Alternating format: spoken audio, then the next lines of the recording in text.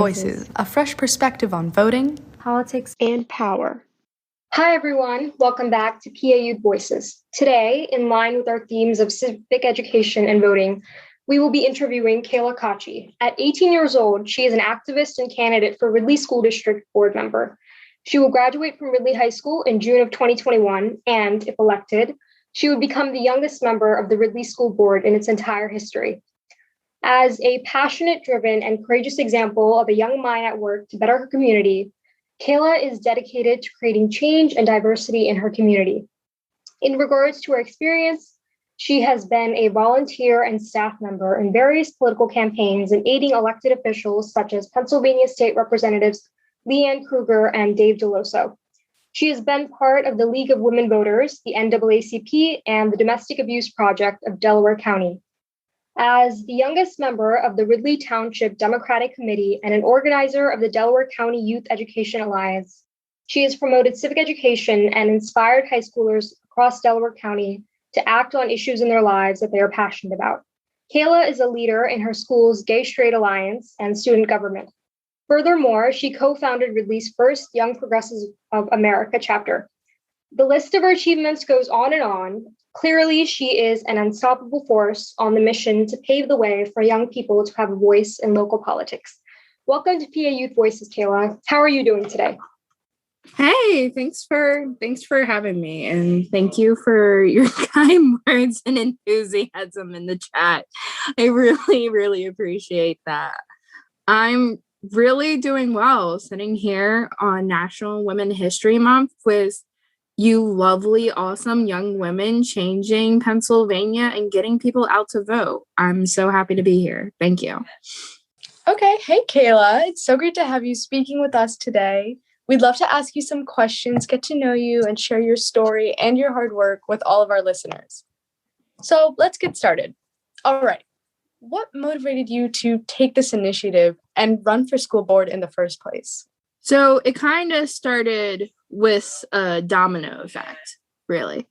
So no one really thinks like I'm going to, run for office at 18 years old and still in high school. That is not something really I didn't think that I was going to do or wanted to do. And it's definitely not something my parents really thought I was going to be looking into. It really started on August 1st when, after George Floyd and Breonna Taylor, a group called Delco Resist in my community had a march in Ridley Township. That march ended up with violence. There were dozens of counter-protesters there, and it did not go well. There were a lot of tension, and it was heartbreaking for our community and for our students who attended. I asked my school in September, I wrote a letter and I said to them, will you please say that Black Lives Matter? I got over 49 students from our local Ridley High School Black Student Union to sign their name to that letter. I heard no response. None from our administration. So every single board meeting since then to now, I and other students and parents have gotten involved and have left public comments for our school board and have asked them to say that Black Lives Matter. Every time we have been ignored and refused of our simple request. So that was reason one. I got tired of a fully non-diverse administration and school board who do not represent the students and the families living here and who do not care about our issues. Secondly, coronavirus. As a student who's in the school, who's lost someone to COVID, who's had friends lose someone to COVID, who's heard the teachers' concerns and understands what the teachers are going through, it was incredibly upsetting to see how little our school board cared about our safety and how little they cared about the concerns of not only the families, but the teachers. We had a recent school board meeting, just recently for an example, where they're currently talking about moving our school district from hybrid, which would be from our cohorts, 2 days in the building, the rest of the week out, depending on your cohort, to now fully in person 5 days a week. Oh. There was a survey sent out to the families 2 weeks ago. They said, you have a decision to make for the rest of the school year. Your child will either be in the building 5 days a week from now on for the rest of the year, or your child will be at home, virtual 5 days for the rest of the year. There is no take backs. No teachers were considered in this decision. Legally, we cannot have over 50% of our students go back to school. We won't have the capacity, will be overpopulated. We won't be able to maintain the COVID-19 safety guidelines. Delaware County is still considered a red zone. And still, not all the parents, as we know in Pennsylvania, unfortunately, are able to get vaccinated. Not all of our teachers are vaccinated yet. And they want to make a decision for our students and our families and our teachers about getting them back in the building without considering their safety. They don't care. They don't have to sit in the schools. I do. My fellow peers do. The teachers that I've had for the past 4 years do. Lastly, because I want to prove young kids can do anything. Age is nothing but a number. The fact that I'm 18 turning 19 does not make me any less of a leader. The fact that you guys are still in high school does not make you any less, excuse my language, of a badass. And that should always stick with you guys. We're going to be able to do very powerful things. And that is because of who we are. That is not because of our age. I am assuming a lot of you guys have very great experience that you could bring to your schools, that you have brought to your community. And no one should ask you, well, you're just in high school. It's really about those 3 things: diversity, COVID, and because my generation rocks and I'm going to prove it. I don't think you could have said that any better. First, sorry for your loss. It means so much that you're sharing your story with us. But really, your courage in taking that step, this is huge not only for yourself, but for, like you said, our entire generation. People like you are empowering us and showing the world that youth does not mean less powerful, less experienced, or less capable. It means that we can take these actions. And I cannot thank you enough for showing us that and taking those steps forward. Yeah, it really lets us share our opinions as the next generation. And we're always looked down upon as just kids, but we really know how to educate ourselves and kind of form our own opinion. And you're the example of putting it out there and really getting into the world with that opinion.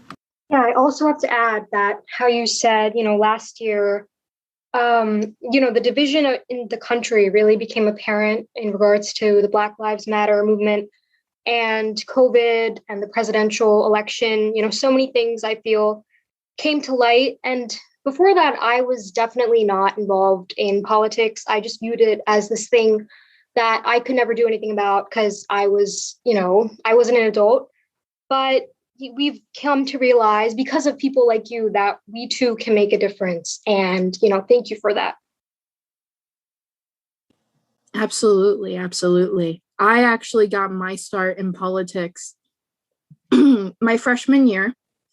I was 14.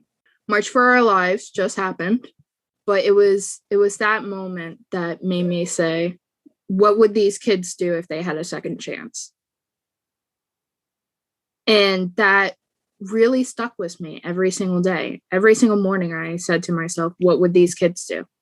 And they were like, why aren't you in school? And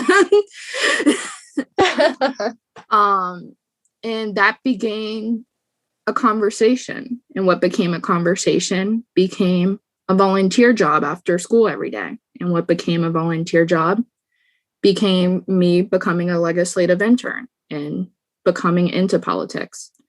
So that one thing that makes you go, I can't do anything, but I need to, is that thing that will get you in. For me, it was March for Our Lives. For a lot of people I've talked to, it's been the Black Lives Matter movement. It's going to be, the Asian Lives Matter movement coming up. So you never know what it is, but what pulls you in and what you're passionate about is really what makes this fight worth fighting for.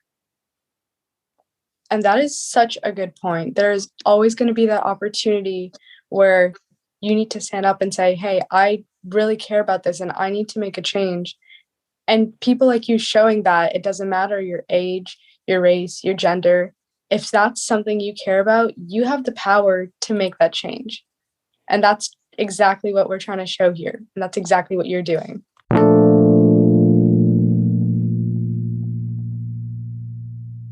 You brought up that standing up for all kinds of equality doesn't matter what race or what gender, that all equality matters. Everyone is equal, and that's what we all have to stand up for, no matter what background we come from. We hear a lot, the future is in our hands, the future is in the youth's hands. But in reality, the present is in our hands. We can make a change right now. And so I really appreciate, Kayla, your passion. I hear your passion in your voice and your determination and just your commitment to everything that you're doing. It's so amazing. And, speaking about youth getting into politics, I wanted to ask, who are your role models, in politics? And were there any specific initiatives or campaigns that these people took that motivated you to get more involved in your community? Okay, so that's funny. When I first started as a young legislative intern and, a young campaign intern, everyone thinks it's you're goo-goo guying over, the state representative that you're working for. And as much as I love my state representatives, don't get me wrong, Leanne Kruger is my woman crush every single day. The people that you really, really admire are the legislative aides and the chief of staff. Me and Leanne Kruger's chief of staff, she's my best friend. She is my role model. She is my mentor. She is almost like a second home. When I was from 14 to now as an 18-year-old, I went to legislative work for Leanne in her office, usually 2-3 days out of a 5-day week after school. She always greeted me with a warm smile, no matter what was going on in the office. And she always made you feel stress-free, even when she's having a very stressful day. She would take me home because I didn't have my license. And we actually lived across the street from one another, which I thought was hilarious. And she had this way of changing the world just in her very small behind the scenes hand.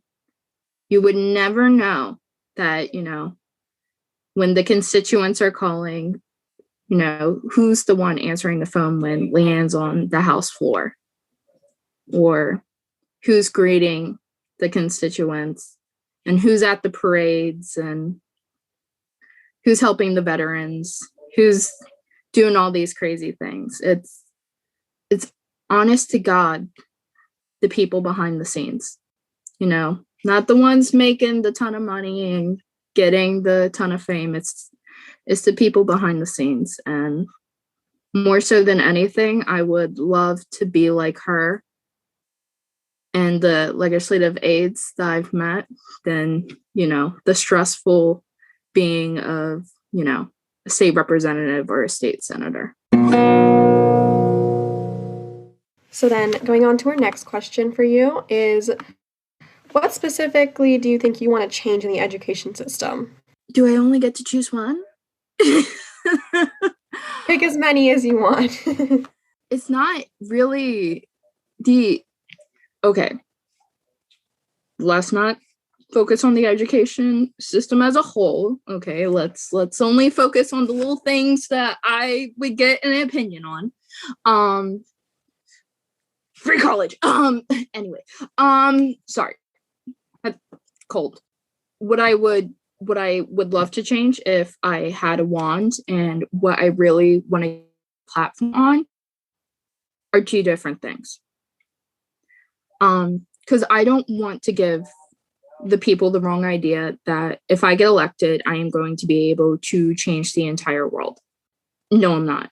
Unfortunately, that is one of the things that it's hard to explain to people, that as much as I would love to be able to change policies with coronavirus and how they're handling, sports, for instance, red zone, sports, stadium, sweaty athletes with no masks. Okay. Or we're having a senior prom in the parking lot. 437 kids. You think you're going to babysit them at 7 to midnight and make sure that they all have a mask on? Okay. Or we're going to teach kids diversity with How to Kill a Mockingbird, even though it's written by a white woman? And then Huckleberry Finn, written by a white man? Okay. Small things like that, if I get elected, I can give a platform to. If I get the okay is another thing. Like my woman, RBG, there's 9 seats on school board. If I get elected, I'm only one seat. If my running mates get elected, we're 3. We won't have the majority to change a lot of the things that need to be changed. But what we're looking to do is accountability, transparency, and give a platform. One of the biggest things that I can't change for all school board members currently, but I can change for myself, is transparency. And I'll tell you why. Because currently on the Ridley School District website, you will see a list of school board members' names. Will you see a photo? No. Will you see a bio? No. Will you see anything that qualifies them as a school board member for the past 18 years of their life? Nope.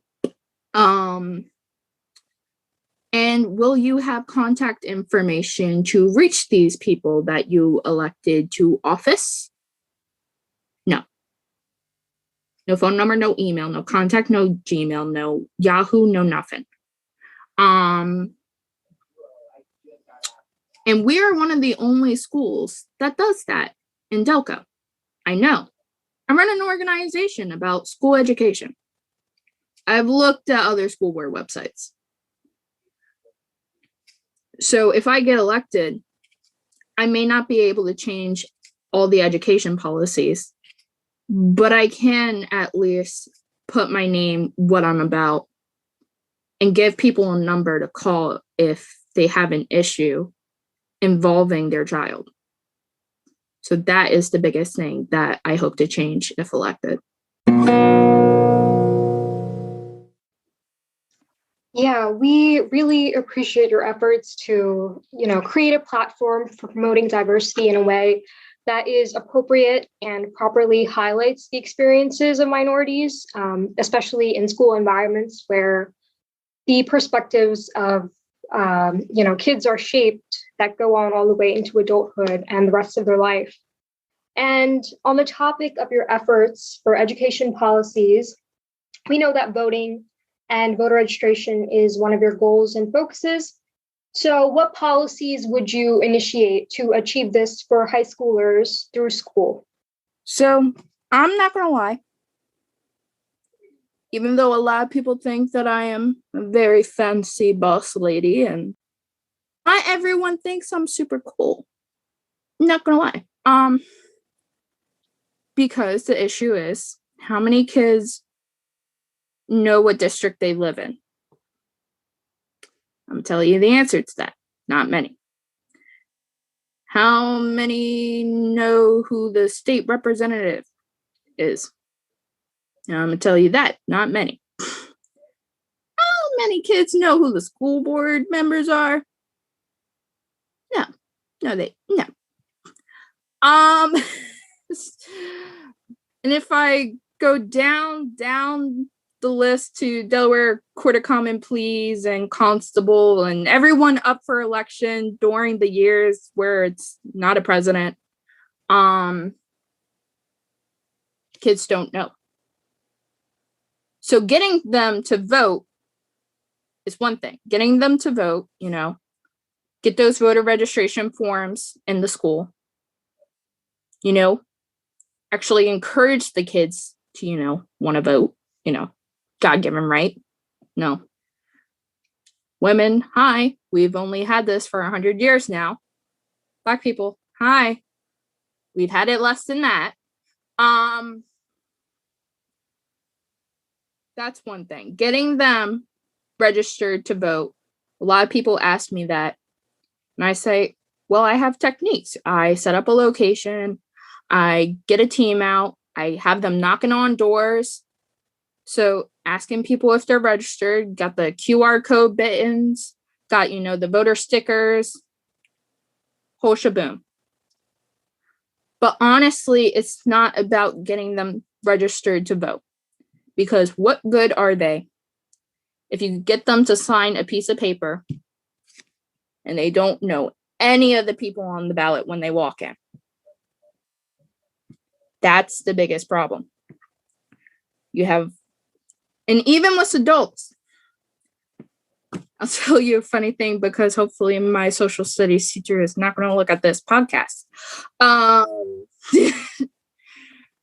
I'm trying to plan an event that involves getting a lot of candidates together on both parties. And I asked my social studies teacher, do you know who's running? Like, I said a name of one of our candidates for Court of Common Pleas. He said, oh, I don't know who's running for a Court of Common Pleas until 2 weeks before the primary. What? At least you know it's 2 weeks before the primary, because if you ask, a kid named Daniel who just turned 18 and his parents are going to kick his butt and not give him the car if he doesn't go register to vote. You ask him who these people are, he's like, I don't know. I was told to vote. And that's the problem that I've seen over my course of, volunteering at the polls. I was a poll watcher last fall. Is that you hand them a ballot, they don't know the people on the ballot. They don't know what their jobs are. They don't know how much they get paid for it. And they don't even know what the candidates look like. So when you get people, I'm not just saying this because it's going to make me more popular and more people will know who I am. Just saying. But when you get people registered to vote and you have those voter registration drives, it doesn't just need to be your party. Don't just have it be your party. But have a list and a short bio of who's on the ballot this year, what their job is, and who's running, and how you can get them that information. Because getting them to vote is just part of the battle. Getting them to know who's on the ballot is the second part. One doesn't mean really much without the other. So definitely work on that, guys. And that's such a crucial aspect that you bring up right there.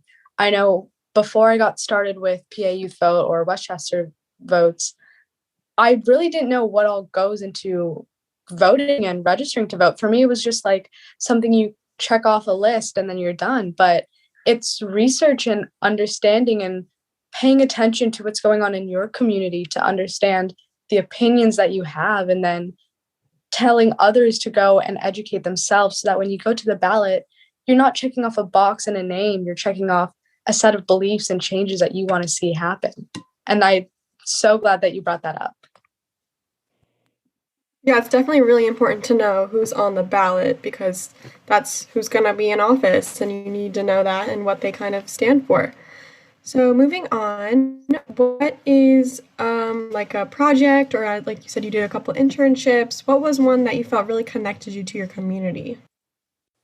So actually, it was my organization, Delaware County Youth Education Alliance. When you're campaigning, it's really, you have an agenda and you only have one agenda. And when you're in a legislative office, you don't know what you're doing, especially for a little intern who, like, my job could be phone calls. My job could be, I'm doing obits, which is obituary. It's not a fun job. Or scanning or emails or any of that. Really, it was Delaware County Youth Education Alliance. Just this past Christmas, we raised, my team, we raised over $1,200 for Delco families in need for Christmas. And my representative called me and said, hey, I have a family. I have a mom who's sick. She's a healthcare worker. She has 2 boys. Can you help her? I kind of stopped everything I was doing and was like, okay, what do I need to do? Where do I need to go? Target, Walmart, where, Toys R Us, where are we going? And she said, here's her number, call her. And I did. And she told me her situation, and I said, you know, your boys are going to have a Christmas. Your boys are going to have a Christmas. And I sent her money, over $300 for her kids to have a Christmas. And on Christmas Day, I woke up to 2 pictures of 2 little boys opening presents. And that made me feel closer to the community than I've ever felt. And I just remember saying to myself, I'm like, I'm going to help people for the rest of my life.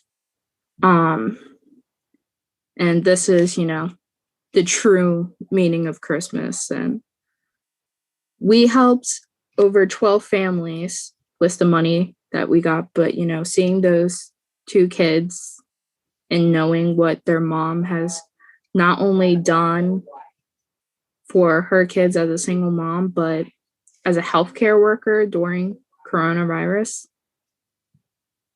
she called me and said, I promise you I'm going to pay it forward. And I told her, you already have, you're a healthcare worker. You save lives. And it was the best conversation of my life. That sounds incredibly touching. That was so wonderful.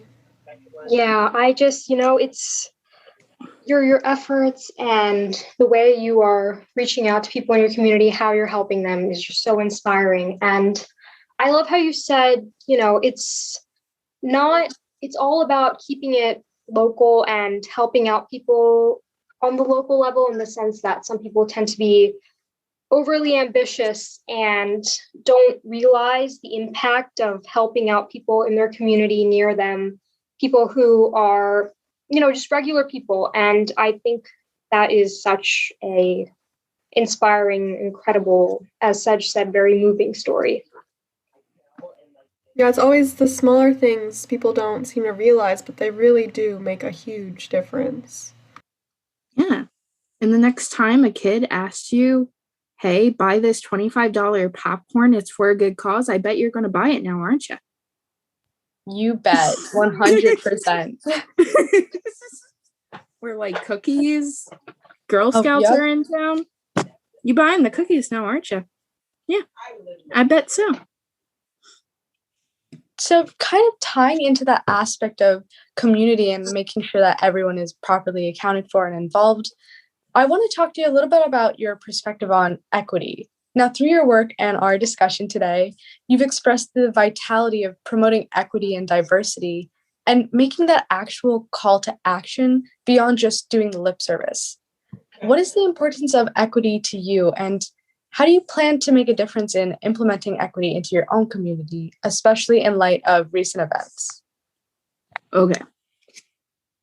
So I hate the word equity. Yeah, I know everyone felt very offended, and everyone's principals and teachers felt offended as well. Because equity hides us from what we're fighting right now. We're fighting racism. Let's say it. Let's put it out there. And what I've noticed in my school is we have an equity inclusion group. Equity, equity, equity. Respect, respect, respect. Equity is important. Equity is something that's always been important. But we cannot take racism and the words Black Lives Matter, shove them under a rug, and say, equity! We can't do that. What we need to do is we need to say the word racism. This is what we're dealing with. We're dealing with racism. We're not dealing with unequitable people. We're dealing with racism. What we then need to do is figure out how to combat systematic racism. And what we need to do is talk about what makes us equitable. So we're talking about, those, you've seen the pictures where it's like, this kid is on this step, this kid is on this step, and all the kids are on different level steps, and they're not at the same surface. We need to talk about why these kids are not at the same surface. And it's not because of the stool. What is the stool a symbol for? A lot of the times, it's a symbol for white privilege. We need to label it what it is. Because honestly, kids are too damn confused to understand what we're talking about. We need to break it down simple. Because if I see another stool symbol, I'm gonna go crazy. Something that my school does not offer is mandated bias training for the teachers. They have not offered that for over 20 years. But we're going to fix everything with an equity poster. We're not. We're not going to fix everything with a predominantly white staff. We're not going to fix everything with a predominantly white administration. We're not going to fix everything with a predominantly white school board. We're not. Luckily, we were able to have our first Black student union this year. Go us! That's you don't get to get a gold sticker and then screw everything else. What we really need to do is call it as it is, because equity is not going to get me the Black books I need to educate kids.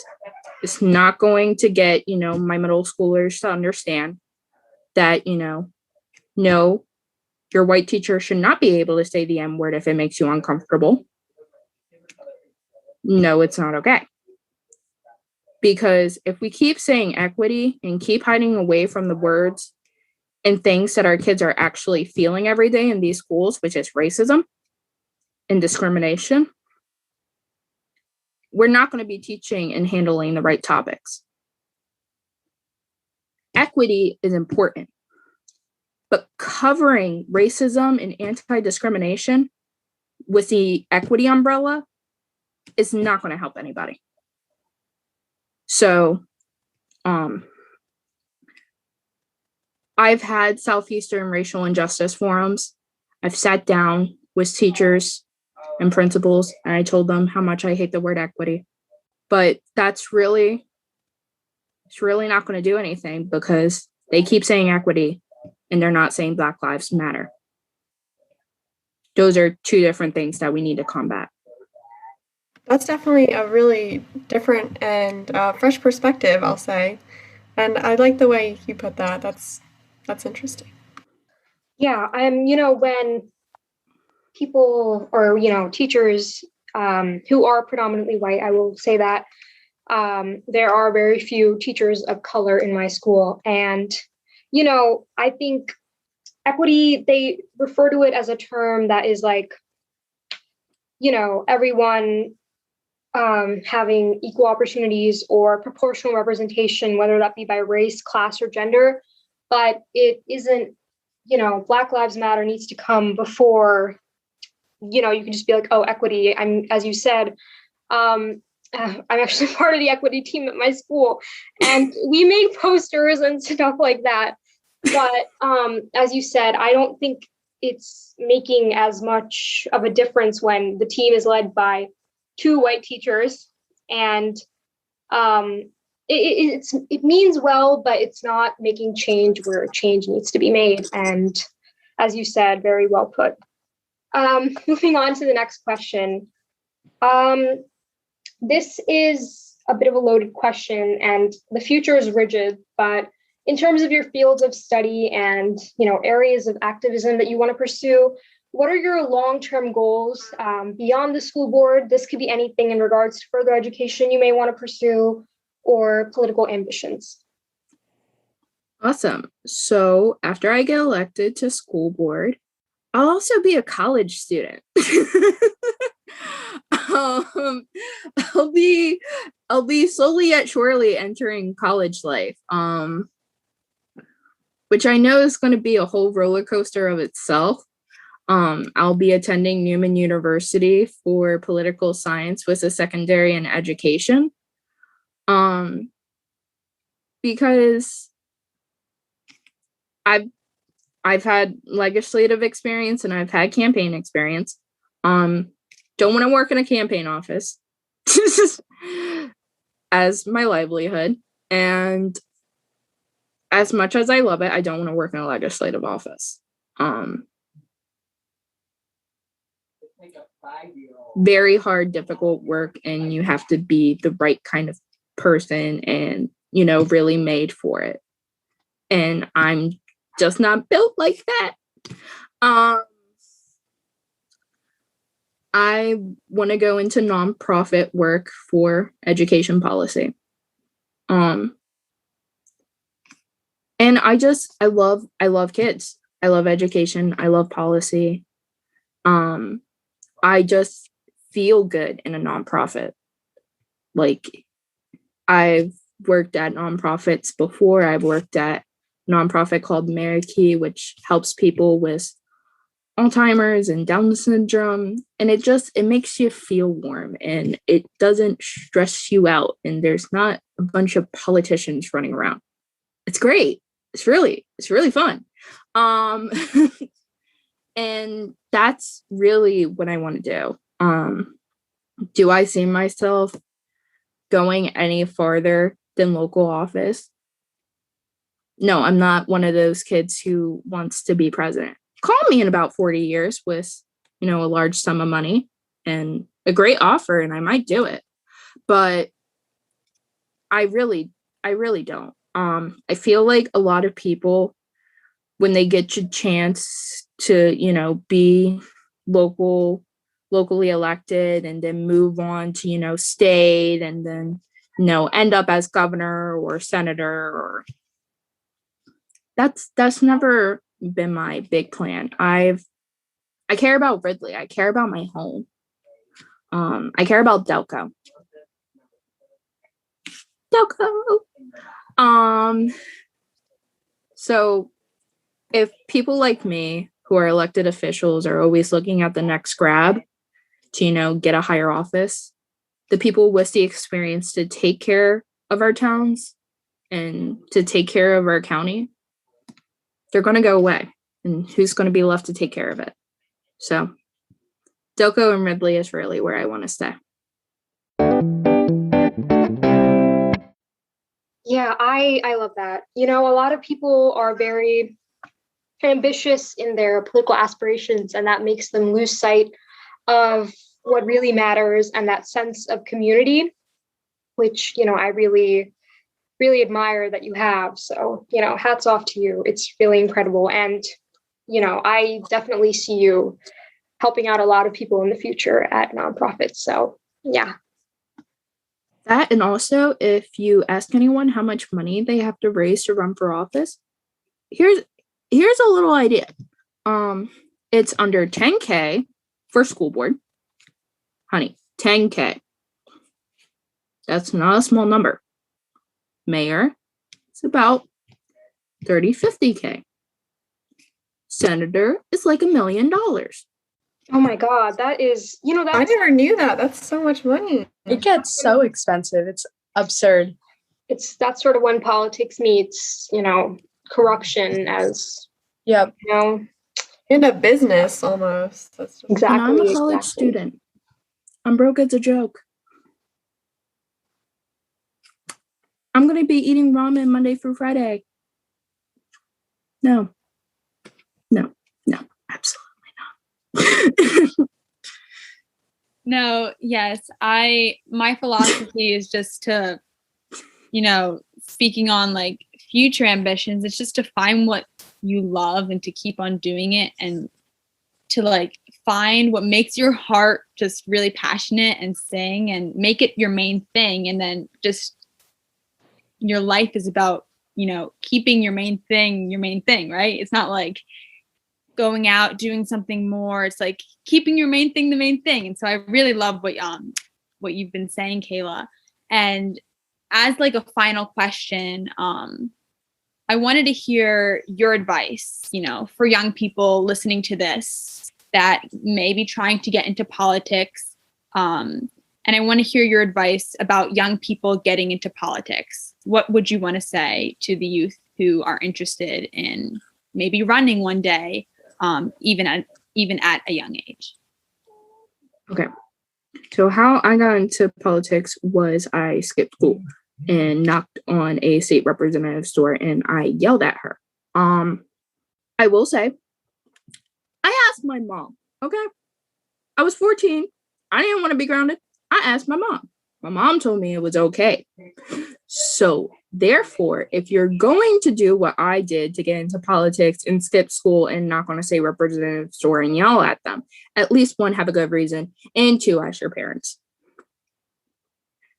Secondly, if you're going to run for office,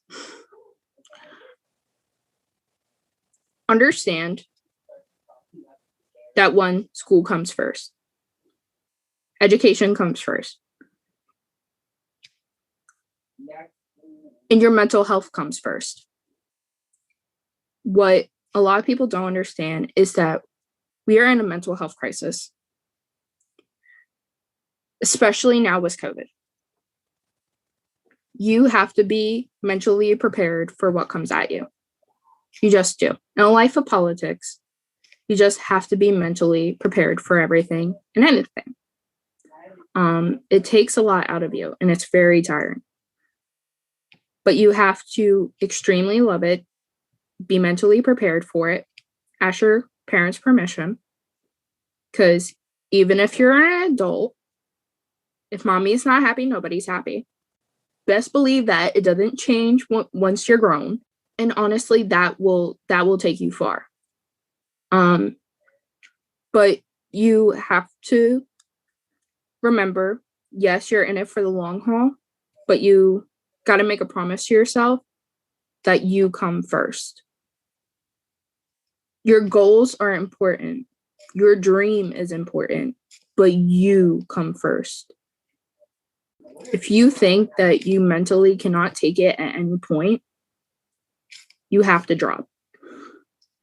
I've seen people where they get into office and they're just so tired they don't know what to do with themselves once they get elected. They just don't know what to do.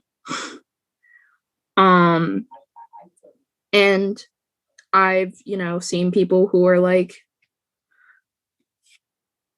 just lose interest in what they were doing before, and they let politics, really take over them. It takes over if they're working, had a job before, if they have a family. Because you know who my friends are now? My campaign manager. That's my girl. And it's my campaign volunteers. So make sure that they're your friends already, because if not, they're gonna be. You're gonna find a way. But really make sure that you're prepared and that you don't lose focus on what's important to you. Because like in Princess and the Frog, dreams and goals are important, but never lose sight of what's really important. So there's that. I think that's really important, keeping yourself first, and no matter how big your goals and dreams are, keeping yourself, knowing who you are, and kind of getting to your goal but not hurting yourself. So we're going to wrap that up. Thank you so much for being here, Kayla. We loved having you and learned so much about your impact and how we too can learn about and impact our community at such a young age, which you said is just a number. From your plans for the future to your personal goals, we are inspired and hope to see a lot of your progress in the future. We are so excited to see where you go and how you set a path for young students looking to follow your footsteps. Thanks to our listeners for tuning in, and please make sure to get registered for the primary elections, which are on May 18th before May 3rd. Follow us on Instagram at PAYouthVote and Kayla at Cocci for School Board to support young people looking to make a difference. See you all next time.